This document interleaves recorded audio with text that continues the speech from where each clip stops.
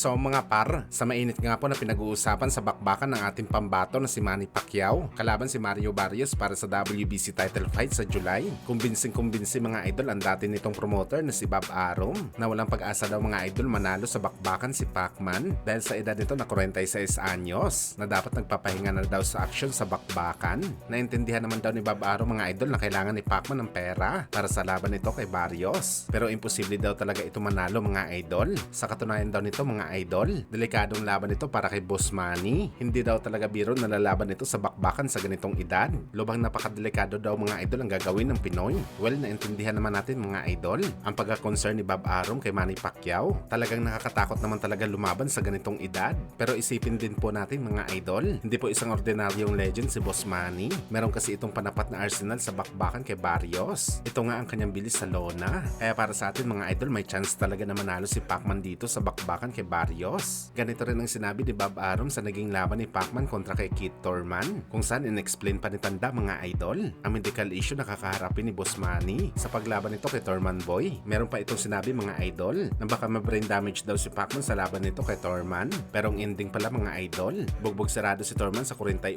anyos na Pinoy. And that would be the worst thing in the world if Manny Pacquiao suffered brain damage.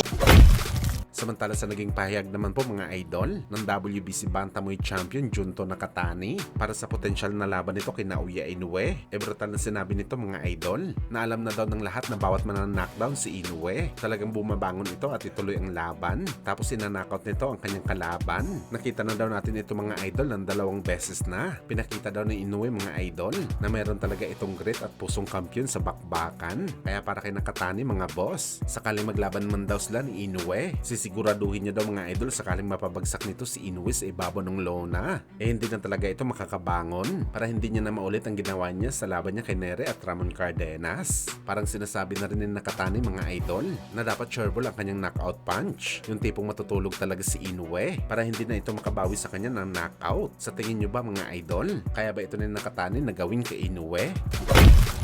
Sa kabilang banda naman mga idol, pasado na nga po ang ating pambato na si Pedro Taduran at Japanese challenger na si Genjiro Shigeoka. Sawiin nila para sa bakbakan nila bukas. Kung saan mga idol, ang Pinoy champion bumigat ng 104.5 pounds habang si Shigeoka naman mga idol sumaktong 105 pounds. Kaya wala na talaga makakapigil sa bakbakan nila bukas. Suportahan natin mga idol ang laban ni Pedro Taduran para manatili sa atin ang IBF title. Kung saan malaki naman ang tiwala ni Taduran mga idol na sa rematch nito kay Shigeoka, tatakbo lang daw mga idol ang hapon sa bakbakan nila para pilitin manalo sa puntos. Hindi na daw ito makikipagsabayan sa kanya ng harapan dahil baka maulit ang nangyari sa unang laban nila kung saan sinakay ang hapon sa stretcher matapos ang laban.